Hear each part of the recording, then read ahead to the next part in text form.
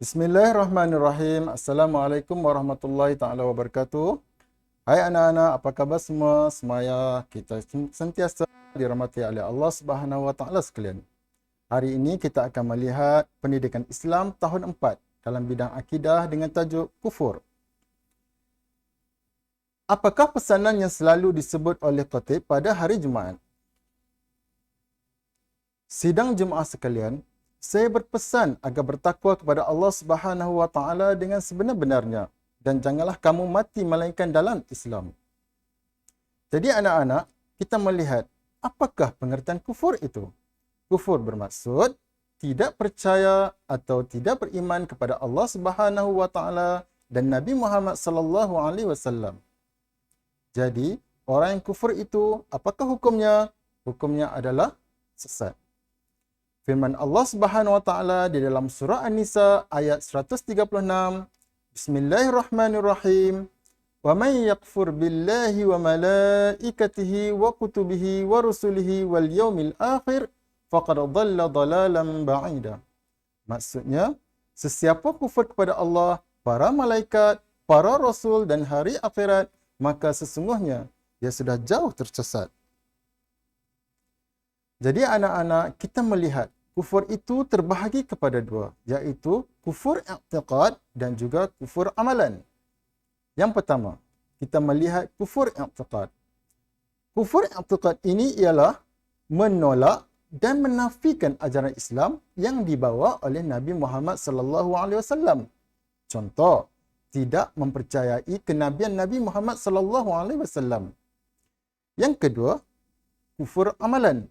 Kufur amalan ini menggunakan nikmat kurniaan Allah dengan cara yang salah dan berdosa. Contoh, menggunakan duit poket untuk berjudi, menggunakan segala nikmat yang diberikan oleh Allah Subhanahu wa taala kepada jalan yang salah.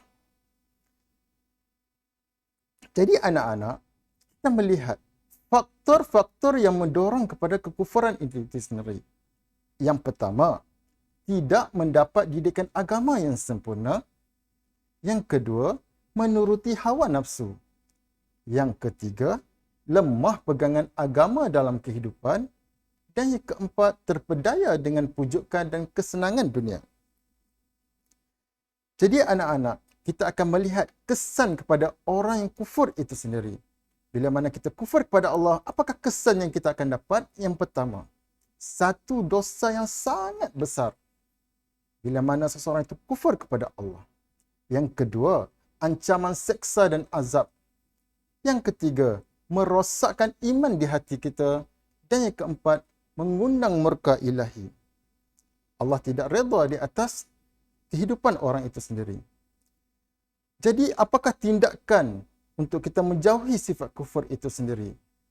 Yang pertama, menjaga amal dan ibadah.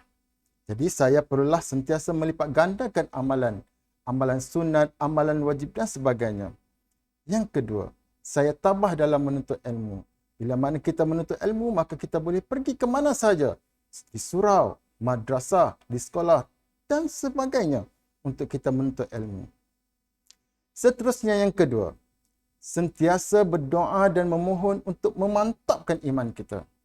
Apakah amalan, doa yang sepatutnya kita amalkan dalam diri kita? Iaitulah, Ya muqallibal qulub, tsabbit qalbi ala dinik. Bermaksud, wahai yang membolak-balikkan hati, tetapkan hatiku dalam agamamu.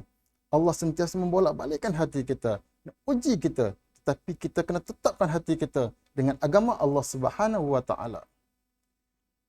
Seterusnya, yang ketiga, sentiasa menambahkan ilmu pengetahuan.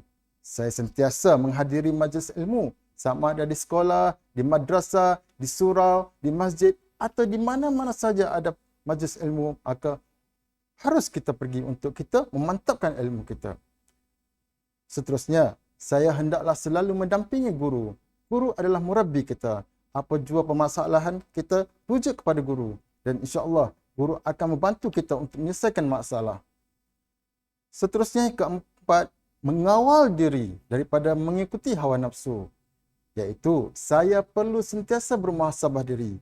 Kadang-kadang kita membuat sesuatu yang berdosa dan yang buruk, maka kita sentiasa bermuhasabah diri kita agar kita sentiasa kembali kepada Allah Subhanahu Wa Taala.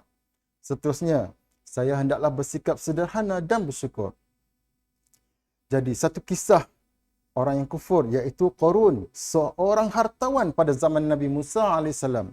Dia juga merupakan orang kanan Fir'aun. Kekayaan dan ilmu yang hebat telah membuatkan dia semakin sombong dan zalim. Dia sentiasa menentang ajaran Nabi Musa AS. Akhirnya, apa yang berlaku? Allah telah tenggelamkan dia dan hartanya ke dalam tanah.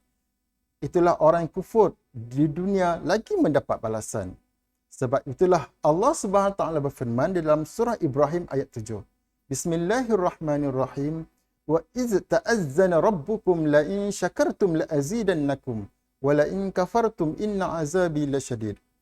Iaitulah sekiranya kamu bersyukur kepada aku akan tambah lagi nikmatku. Dan sekiranya kamu kufur, sesungguhnya azab Allah amatlah pedih. Oleh itu, hendaklah kita sentiasa menambahkan ketakwaan kita kepada Allah Subhanahu Wa Taala dan mengelakkan diri kita daripada melakukan perkara-perkara yang boleh membawa kepada kekufuran. Sekian, terima kasih. Wabillahi taufiq wal hidayah. Wassalamualaikum warahmatullahi taala wabarakatuh. Dan jumpa lagi. Assalamualaikum.